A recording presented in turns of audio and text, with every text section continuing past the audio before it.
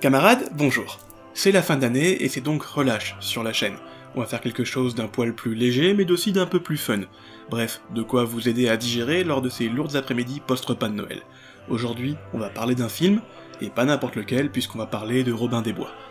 Et non, on parlera pas du Disney, bien que j'adore ce film et que la période s'y prête fortement, mais bien du Robin des Bois de 91. Et je vous rassure tout de suite, on parlera pas de la version de John Irvine, mais bien du Prince des voleurs de Reynolds. Faut dire que ce film, quand il est sorti, a marqué toute une génération. C'est vrai que la suite, pour le Brigand de Sherwood, c'était pas foufou. Entre Mel Brooks, qui se moquait ouvertement du film de Reynolds, et surtout de Kevin Costner, de Ridley Scott, qui a voulu faire une sorte de Kingdom of Heaven 2, mais en moins bien, le Robin des Bois, la véritable histoire qui, voilà, je sais pas si j'ai grand chose à en dire, et surtout le sombre caca de 2018, faut dire que la barre était pas bien haute pour le Brigand de Sherwood. Et le Prince des voleurs, bah ça reste malgré tout un bon film.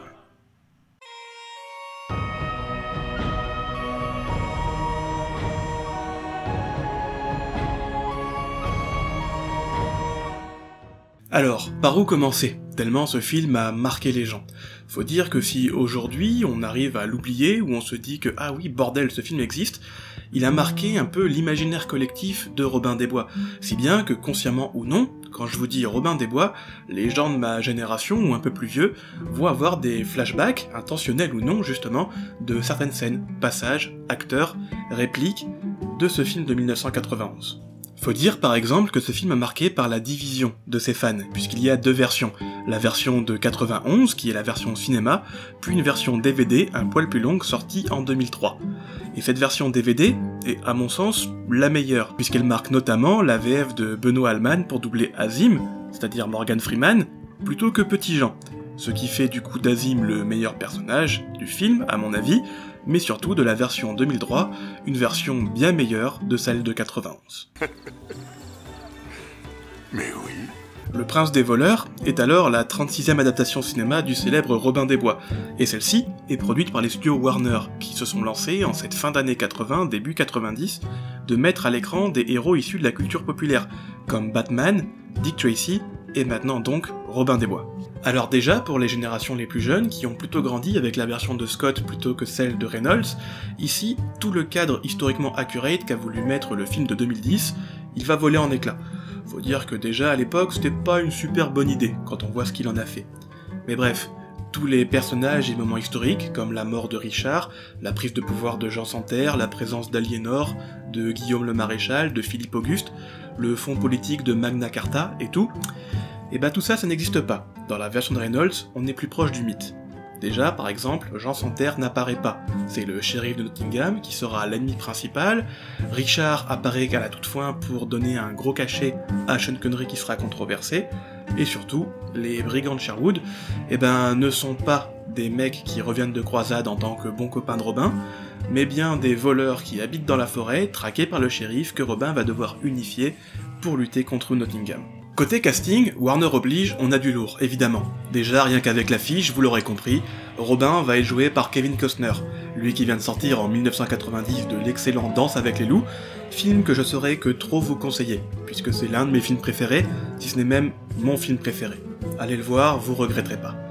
Dans le même temps, l'excellente Mary-Elizabeth Mastrantonio, elle va jouer Marianne, alors qu'elle sort du premier rôle d'Abyss en 89, Alan Rickman va camper le shérif de Nottingham, Nick Brimble, Petit Jean, Michael McShane, Frère Tuck, et Chris Slater, Will Scarlett, qui ici en VF va être traduit en Gilles l'Écarlate. Bien que si on veut une bonne traduction, on serait plutôt proche de Guillaume l'Écarlate. Mais passons, ça n'intéresse personne à part moi visiblement. Quant à Morgan Freeman, qui est l'un des gros cachets de ce film, il va camper un personnage assez nouveau pour le mythe, puisqu'il sera Azim, le prisonnier oriental de la petite bande, que certains imputent à une volonté de Reynolds de montrer l'importance du vivre ensemble alors qu'on est en pleine guerre du Golfe, mais qui, selon moi, est plutôt peut-être un hommage à la série de 86, au personnage de Nassir, qui était le premier créé dans ce registre-là, et qui est un ancien Nizarite accompagnant Robin des Bois. Et enfin, en parlant de gros cachets et de références au Robin du passé, évidemment Sean Connery en Richard Cœur de Lion. Caméo assez controversé puisqu'il dure à peine 2 minutes, que Connery a touché des millions pour celui-ci, millions qu'il a reversés aux bonnes œuvres écossaises, je vous rassure, mais surtout que Richard était censé être âgé d'une 40aine d'années lorsqu'il est mort. Et là, le Sean Connery, il en a 61. Bref, pas le cast idéal, mais pour qui est fan de l'univers de Robin des Bois, aura compris une subtile allusion au Robin des Bois de 1976, La Rose et la Flèche, dans laquelle Robin des Bois va jouer un Robin de retour de croisade, vieillissant, assez blasé, aux côtés d'une Audrey Hepburn, enfin de retour devant les caméras. Bref, film que là aussi je vous conseille, malgré le fait, je vous avertis, qu'il a vieilli un poil. C'est un film de 76. Bref, il est temps de commencer le vif du sujet, et le film s'ouvre alors sur la tapisserie de Bayeux, afin de nous annoncer le cast que je viens de vous décrire, et je dois vous dire que cette scène m'avait bien marqué, étant gosse. Peut-être pour ça d'ailleurs que je suis toqué des Normands aujourd'hui.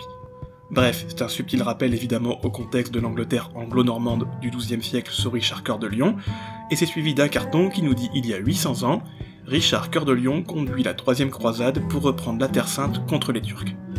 Et là, ça y est, ça commence, il y a un problème. Alors bon, je vais pas vous faire la blague de gna on est en 2023, et du coup le film ça fait 832 ans, gna mais surtout que en 91, ça faisait 802 ans que la croisade avait débuté, pas 800. Je sais pas super bien compter, mais les dates c'est mon rayon. Oui bon ok, j'arrête de chipoter, mais Richard ne conduit pas à la troisième croisade. La troisième, elle est demandée par Grégoire VIII, le pape, à la suite de la prise de Jérusalem par Saladin. Si vous voulez un peu de contexte et de divertissement, vous pouvez aller voir Kingdom of Heaven. Ça vous fera au moins un bon Ridley Scott pour cette fin d'année, à défaut d'un autre. Bref, Richard ne conduit donc pas la croisade. Cette croisade est conduite par plusieurs monarques et chacun fait un peu sa tambouk dans son coin. L'exemple le plus flagrant sont les Allemands, conduits par Barberousse, qui tentent des choses, et ça va pas beaucoup marcher. Mais côté Richard, la croisade, elle est co-conjointe avec le roi de France, Philippe Auguste, jusqu'en août 1191, où Philippe va décider de se barrer parce qu'il en a marre. Et là aussi, pour plus de contexte et éviter de perdre trop de temps dans la vidéo, je vous renvoie vers l'excellente vidéo de Confession d'Histoire sur le sujet, c'est les vacances, profitez-en, allez la mater. Ensuite, pour la deuxième partie du carton, là aussi il y a un problème, puisqu'évidemment, le coup des Turcs qui détiennent Jérusalem... N'est-ce pas ? C'est non. Ben oui, les Turcs c'était pour les autres croisades. Pour la troisième, c'est Saladin qui détient Jérusalem. Et Saladin, vous n'êtes pas sans savoir que c'est un... musulman, oui surtout, mais un Ayyubide. Et les Ayyubides, ils sont... non, pas turcs, ils sont kurdes. Alors je sais bien que pour les occidentaux c'est compliqué de faire la différence entre turcs, kurdes, syriens, arméniens, mais quand même, faudrait faire un petit effort. C'est pas tout à fait les mêmes peuples. Un peu de respect. Bref, ça commence enfin, et on se trouve à Jérusalem en 1194, donc 2 ans après la fin de la croisade, et 1 an après la mort de Saladin, puis vous voulez tout savoir. Et là, on assiste à une scène de torture bien cliché, où des geôliers musulmans veulent couper la main d'un prisonnier croisé, parce que ce dernier a volé du pain. On découvre alors un prisonnier, un dénommé Robin, qui veut se faire couper la main à la place de son copain, parce que lui serait en meilleur état de santé et que du coup, il y survivrait. Ben voyons. Il en profite alors pour taunt le geôlier avec une punchline bien placée qui sera un running gag tout au long du film. Vois ce qu'est le courage anglais. Bref, Robin fait alors le coquin, il évite de se faire couper la main avec une cabriole, révolte de prisonniers générales qui tuent leur geôlier, Robin en profite pour libérer son bon copain Pierre, et un prisonnier mort car ce dernier connaît le chemin pour s'évader, c'est pratique. Manque de peau, le Pierre va se prendre une flèche dans le museau. Il va décéder et va donner une quête secondaire à Robin, remettre une bague qui appartient à sa sœur Marianne. C'est pratique, le scénario n'aura pas besoin de justifier leur rencontre. Bref, Pierre meurt, Robin et son nouveau copain mort prennent alors la fuite et trouvent de quoi casser la croûte avant de faire connaissance. Robin explique alors qu'il n'est pas raciste, ce qui, au sens où on l'entend aujourd'hui ou même en 91, est complètement anachronique au XIIe siècle, et le mort dit à Robin qu'il a maintenant une dette de vie et veut rester avec ce dernier. C'est vrai qu'il faut justifier le cachet de Morgan Freeman. Les deux hommes se donnent alors leur nom, Robin s'appelle Robin de Loxley, et le mort Azim ibn Bashir al-Bakri, mais qu'on peut juste l'appeler Azim, avec le cliché de « ce chrétien est trop con pour prononcer mon nom correctement ». Mais enfin, quand on voit comment ça se passe des fois aujourd'hui, il a peut-être raison. J'ai mangé un kebab à Budapest. Un kebab à Budapest devant les bains turcs. Bon. On est alors téléporté au château de Loxley où on fait connaissance avec Papa Robin qui écrit une belle lettre à Richard afin d'expliquer et surtout de justifier le contexte du film, à savoir la capture de Robin au siège de Saint-Jean d'Acre et avant tout justifier ce qui va se passer pour le film. C'est-à-dire que le père de Robin va être interrompu par l'un de ses serfs qui annonce la présence de brigands sur ses terres. Et Reynolds, prenant peut-être au pied de la lettre le fait qu'un seigneur médiéval rende la justice lui-même, a décidé de le camper en espèce de Batman, puisque Papa Robin va empoigner son épée, prendre son cheval et rencontrer les brigands. Sauf que là, c'est un traquenard, et Batman tombe dans une embuscade de mecs qui ressemblent étrangement au KKK. Ils sont conduits alors par le professeur Rogue, et proposent à Batman de les rejoindre ou de mourir, sans qu'on sache trop dans quoi il doit les rejoindre, et du coup, Papa Robin refuse. Et du coup, les Mange-Morts décident de tuer le Batman, sans qu'on apprenne véritablement leurs revendications, et 4 mois plus tard, on retrouve alors Robin et Azim qui arrivent en Angleterre, où Robin nous fait le cliché du gars qui embrasse la plage, avant que les deux compères fassent un peu plus connaissance, puisque en 4 mois de voyage, ils ont pas dû causer avec Robin. Bref, Robin présente alors cette terre à son nouveau copain, et on comprend assez rapidement que Robin c'est un beauf, voire même pire, un agresseur sexuel. La plante des druides! Bien des pucelles m'ont accordé leur faveur grâce à ses pouvoirs. Noni! Je vous passe alors les détails de la scène. Les deux hommes vont sauver un jeune gamin qui est poursuivi par des soudards, qui sont dirigés par un dénommé Guy de Guibourne, puisque le gamin aurait tué un daim sur les terres du Seigneur. Et ça, pour le coup, c'est pas si mal, puisque la chasse au gros gibier au Moyen-Âge est réservée à la noblesse.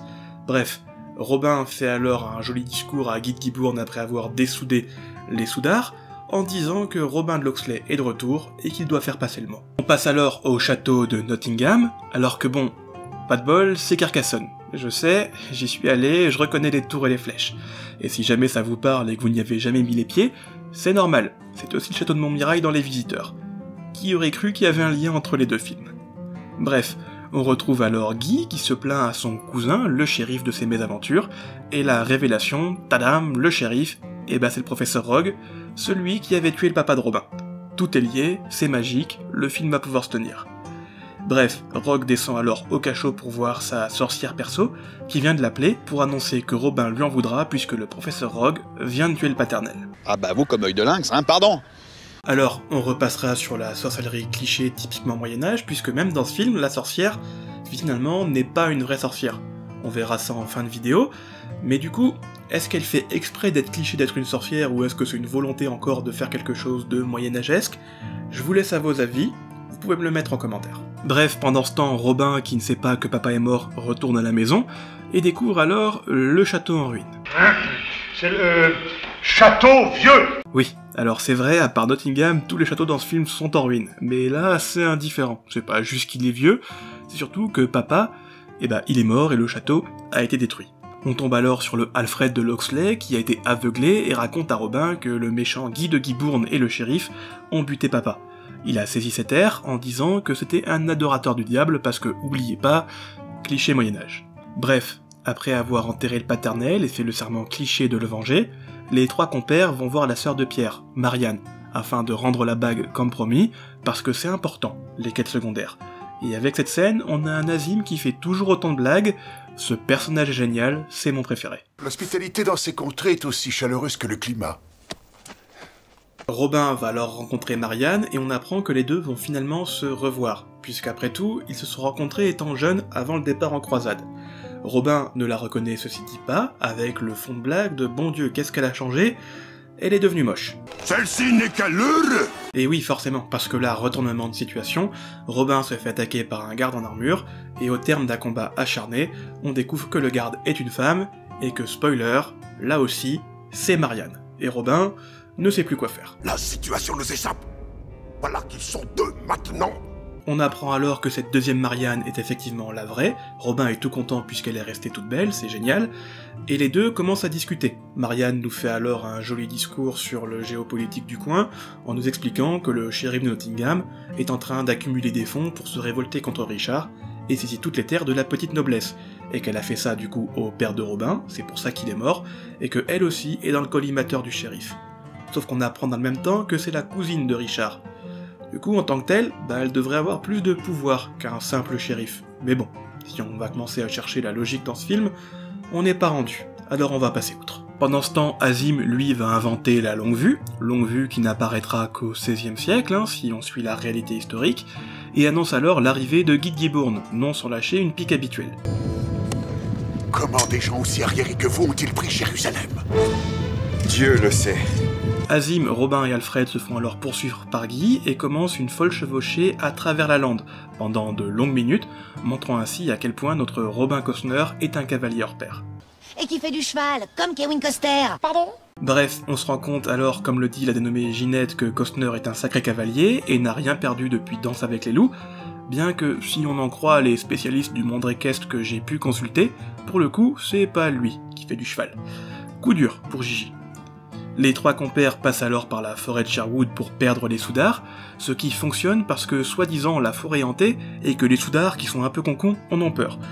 Alors ok, les superstitions, Moyen-Âge, 12e siècle, tout ça, le cliché, mais bon, cette fois, pourquoi pas, ça tient à peu près la route.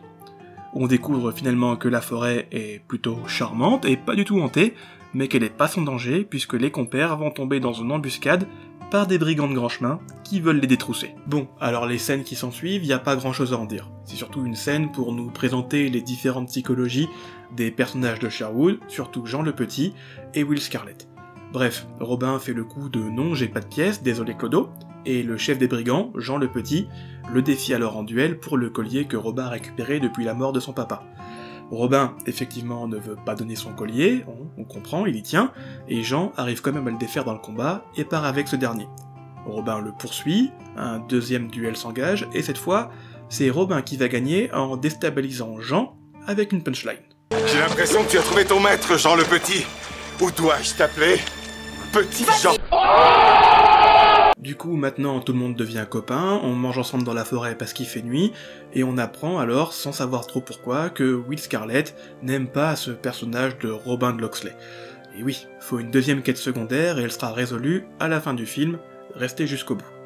Bref, Robin attend le petit matin, on apprend que c'est dimanche et que du coup une messe se tient à Nottingham, et que Robin veut alors y aller pour s'entretenir avec l'évêque, signaler le meurtre de son père par le shérif, et comme ça récupérer un peu d'aide de la part du pouvoir ecclésiastique pour lutter contre Nottingham. Sauf qu'on apprend que l'évêque, lui aussi c'est un pourri, Robin tombe dans une embuscade, et tout le monde arrive à s'enfuir de Carcassonne. Je déconne pas, c'est véritablement Carcassonne. Les joyeux compagnons sont alors pas contents, car Robin va attirer les méchants chez eux, mais Robin, il dit qu'il s'en balèque en gros, que c'est lui leur chef maintenant, sans demander leur avis, et veut en découdre avec le shérif pour se venger.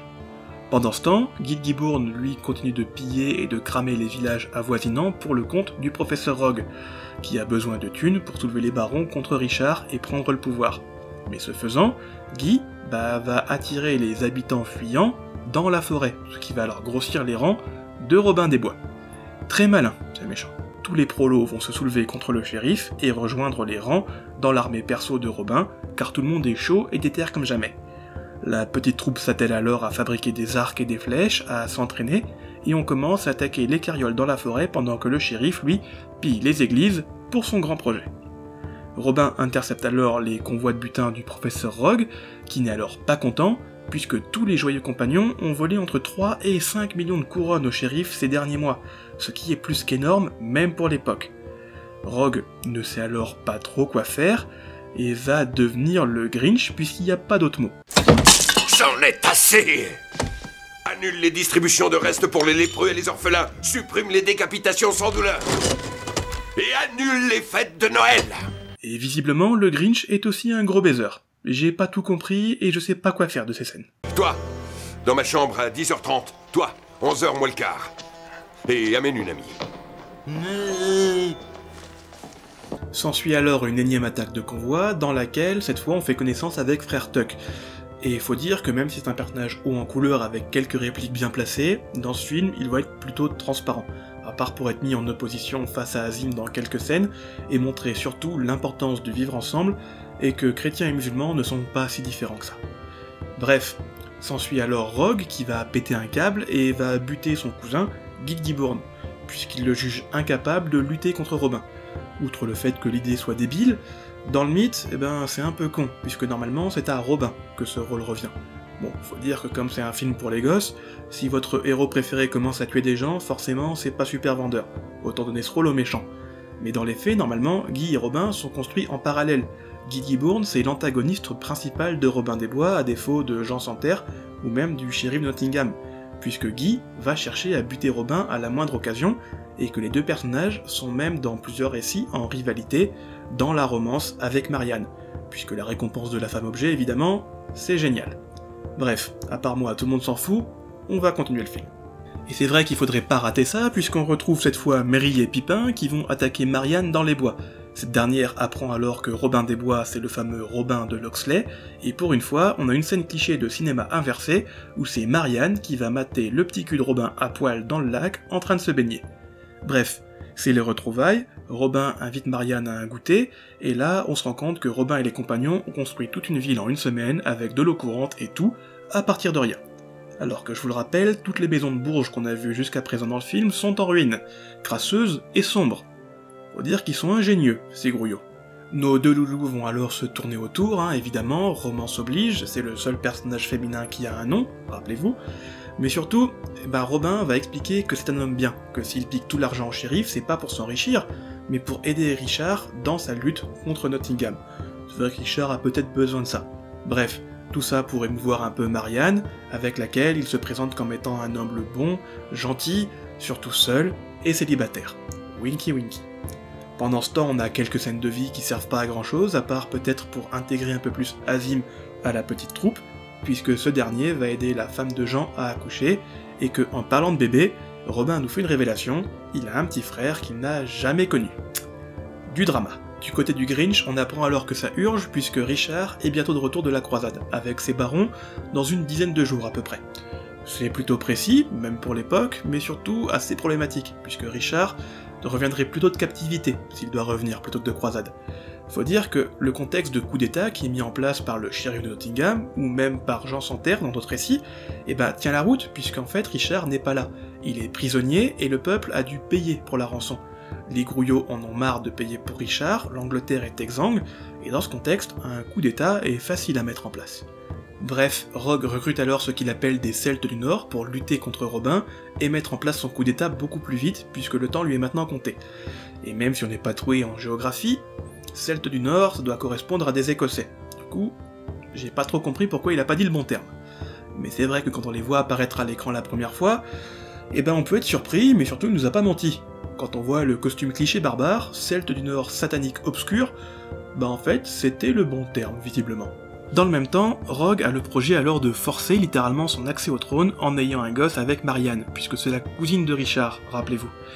Oui, ça n'a aucun sens dans l'idée, mais pour le scénario, il faut que ça avance, et là on tournait en rond dans la rivalité Rogue-Robin. À part piquer des convois, il n'y avait pas grand chose à dire. Alors le coup de la femme comme enjeu pour le vainqueur, c'est parfait, évidemment. S'ensuit alors le festival du galop viking barbare cliché, et les Mange-Morts acceptent d'aider Rogue dans son projet de renverser Richard. On passe directement au kidnapping de Marianne, parce que même si c'est une femme forte, et qui sait ce qu'elle veut, et qu'elle se bat contre des hommes, et qu'elle a des grosses armures et une grosse épée, la demoiselle en détresse, c'est important, on est en 91, n'oubliez pas. Alfred part alors pour prévenir Robin du kidnapping de sa bien-aimée, et évidemment se fait poursuivre par les Soudards et les Celto-barbares. Ensemble, ils vont poutrer le camp de Robin, la plupart des gens vont se faire capturer, à part nos héros, évidemment, qui arrivent à s'enfuir. Rogue annonce alors à Marianne qu'il va exécuter tous les adultes, et que pour les enfants, elle a le choix. C'est soit elle l'épouse, soit il les pend. Le méchant, oui, c'est lui, c'est le méchant. Will, qui fait partie des adultes capturés et qui veut pas mourir, se propose alors pour retrouver Robin, car depuis le début, je sais pas si vous êtes au courant, mais il ne l'aime pas, sans qu'on sache pourquoi. Winky Winky. Et Rogue accepte. Côté Sherwood, on retrouve alors Robin, Azim, Jean et Tuck qui enterrent leurs morts, dont notamment Alfred, puisque ce dernier n'a plus d'utilité au scénario. On retrouve alors Will qui retourne au camp, et tous se doutent évidemment qu'il ne s'est pas évadé, mais que c'est un traître et qu'il est là pour capturer Robin. Bah oui, ils sont un peu clichés, mais pas si con que ça, nos héros. Will annonce alors sous la contrainte que c'est bien le shérif qui l'envoie, et que les enfants seront pendus le lendemain, le jour des noces avec Marianne, et qu'ainsi il prendra le pouvoir sur l'Angleterre, comme si ça marchait comme ça. Mais bon, Robin c'est un malin, et il a compris que Will n'avait pas que ce simple message du shérif à transmettre, qu'il avait une autre mission, le tuer ou le capturer. Il va alors prendre Will entre quatre yeux et lui demander pour la première fois du film, il aurait peut-être dû commencer par ça au tout début, « Pourquoi tu m'aimes pas, frère ?» Et du coup, Will va lui répondre, il va simplement lui expliquer que Robin Locksley, c'est son demi-frère, que papa Locksley, il a été trempé de biscuits à droite à gauche, et que quand il a appris qu'il avait un deuxième gosse, il a laissé sa mère célibataire tout seul avec le gamin, et s'est barré pour aller s'occuper de Robin et de sa maman, et que ça, Will ne l'a jamais pardonné, que ce soit à Papa Batman, et maintenant donc à Robin. Évidemment, c'est pour nous montrer que Will, même si c'est un connard, dans le fond, c'est un bon gars, et qu'il avait le droit d'en vouloir à Robin. Mais finalement, à part faire un peu de drama, ben on s'en fout de cette révélation, puisqu'elle n'aura aucun autre impact. Bref, côté Nottingham, ou plutôt Carcassonne, rappelez-vous-en, là aussi on a des révélations, puisque le shérif apprend que finalement sa sorcière n'est pas une vraie sorcière, mais plutôt une sorte d'espionne qui lui raconte des carabistouilles. Oudalouli, oudalouli, la bonne aventure! Je dévoile l'avenir, je jette des charmes. Alors, si c'est pas une vraie sorcière, on peut se demander pourquoi elle a fait ça. Bah là aussi, grosse révélation, finalement cette fausse sorcière, c'est la maman du shérif. Cette dernière a buté le vrai shérif quand c'était un bébé, et échangé les nourrissons, parce qu'elle avait pas les moyens d'entretenir l'éducation de son pauvre enfant. Bref, là aussi de la révélation et du drama, et là aussi, pour la suite de l'histoire, ben ça n'aura aucun impact. Bref, maintenant que toutes ces révélations sans importance sont faites, histoire de rajouter un peu de drama si vous en aviez pas assez, c'est le retour à Sherwood, où Azim fait découvrir la poudre noire aux brigands, poudre noire qui apparaît cette fois en Occident au XIIIe siècle, alors qu'on est au XIIe. C'était proche, mais c'est encore pas bon, c'est con. Bref, Robin lui prépare alors le plan d'assaut avec des modèles réduits, et au petit matin de la noce, la troupe entre dans la cité incognito aux différents points d'entrée comme prévu. Tuck fait déposer des barils de poudre noire un peu partout, dont un près de la potence pour faire sauter le gibet, ce qui n'est pas la solution la plus simple quand on veut sauver des pendus. Bref, Rogue présente alors sa future épouse à la foule, et les exécutions vont pouvoir commencer. Will se fait capturer par les hommes du shérif parce qu'un enfant le reconnaît, et est emmené se faire exécuter avec les autres. Le pauvre Will est alors attaché à l'un des barils de poudre proche du gibet, c'est con, merci frère Tuck, et nos héros doivent alors trouver un autre plan pour sauver le copain sans faire exploser le demi-frère de Robin. Robin est alors forcé de se révéler aux yeux de tous pour libérer ses compagnons. La bataille s'engage, Azim fait tout péter, le shérif essaye de faire pendre tous les brigands, mais heureusement, nos héros arrivent à sauver tout le monde, Robin en faisant un tir de Camkill et Jean, en faisant du Jean. J'imagine. Rogue emmène alors Marianne dans son donjon pour l'épouser avant que ce soit trop tard, bien qu'il semble qu'il soit déjà trop tard, mais passons, et Robin se lance alors à sa poursuite, mais tout seul, puisque les brigands veulent s'enfuir. Mais Azim va tenir un joli discours sur le vivre ensemble, et finalement les brigands attaquent les hommes du shérif, permettant à Robin de s'infiltrer dans le donjon, en se faisant catapulter avec Azim par-dessus les murs. Robin arrive alors au dernier moment en passant par la fenêtre pour sauver Marianne des griffes du shérif, et un duel tant attendu s'engage entre les deux hommes. Un duel fortement psychologique, où Rogue va taunter Robin avec des punchlines de gamin de 5 ans, à base de « nu j'ai épousé ta crush, et j'ai l'épée de ton papa qui est mort ». Bref, des duels s'engagent dans tous les coins, Robin contre le shérif, Azim contre la fausse sorcière, allez savoir pourquoi, et surtout frère Tuck contre l'évêque, et ça, sans qu'on sache aussi les raisons du comment du pourquoi. Faut croire que chaque personnage avait un arc narratif, mais que le scénario nous l'a pas précisé. Parce que à part Robin, j'avais pas compris que les autres étaient pas copains avec les loustiques. Bref, ça tarde à venir, mais Robin finit par tuer le shérif, évidemment. Azim tue la vieille, et frère Tuck défenestre l'évêque. Robin et Marianne se retrouvent, c'est niaiseux as fuck, parce que voilà, la romance, ça se pécho comme Jaja, et on est directement téléporté au mariage de Marianne et Robin, qui là aussi est interrompu. Mais cette fois, à la grande surprise de tous, c'est pas par un méchant, mais un gentil. C'est Richard en personne, alors de retour de croisade. Mais qui en vrai reviendrait de captivité, je vous le rappelle. Bref, Richard remercie Robin pour lui avoir permis de garder la couronne, ce qui est complètement con, puisque visiblement avec lui il a toute une armée, et c'est pas les 3 pélos soudards du shérif et les celto-barbares qui l'auraient empêché de garder la couronne contre ce dernier. Bref, ça se regaloche, tout le monde est content, ça se prend dans les bras, lâcher de colombe, trompette et chante salive, brisage de 4ème mur par frère Tuck qui veut picoler, et c'est le générique. Et voilà, c'était Robin des Bois, le prince des voleurs, le film qui a marqué tant de personnes. Bref, historiquement, évidemment, je vais pas vous mentir, il y en a pas grand chose à dire. Faut dire que ce film est un concentré de clichés qui a fait tant de mal à la période, avec beaucoup de films comme Lancelot, par exemple. Même si, je dois bien vous le dire, j'ai noté quelques fulgurances à des endroits, surtout au niveau des épées, où j'ai dû vérifier dans le gros David Nichols, que oui, effectivement, c'était pas si mal pour l'époque, ça m'a laissé sur le cul. Concernant le mythe, là aussi finalement, il n'y a pas grand chose à dire. puisque que ce soit les origin story, les relations entre les personnages, le lore, le contexte, la chronologie ou même la représentation de ces personnages, il n'y a pas un seul récit, mais bien des récits de Robin des Bois. Chaque auteur apportant sa vision, sa petite pierre à l'édifice, sa création, à cette œuvre collaboratrice qu'est le mythe de Robin des Bois. Ainsi, que ce soit dans les chansons de geste des 14-15e siècles, dans les opéras du 18e, sous la plume de Dumas au 19e, ou même dès les origines du cinéma en 1908, sur les planches de théâtre, dans les cases des BD, il y a plusieurs mythes de Robin des Bois, chacun avec sa vision, des biens, des moins bien, des pamphlets politiques, des comédies, des blockbusters, des divertissements. L'important, c'est que chaque mythe, chaque histoire fait que le mythe de Robin des Bois est toujours présent, aujourd'hui, alors qu'on est au XXIe siècle, pour une œuvre créée dès le XIVe siècle. Et c'est peut-être ça, le plus important. Que la légende perdure. Passez de bonnes fêtes. Le bisou.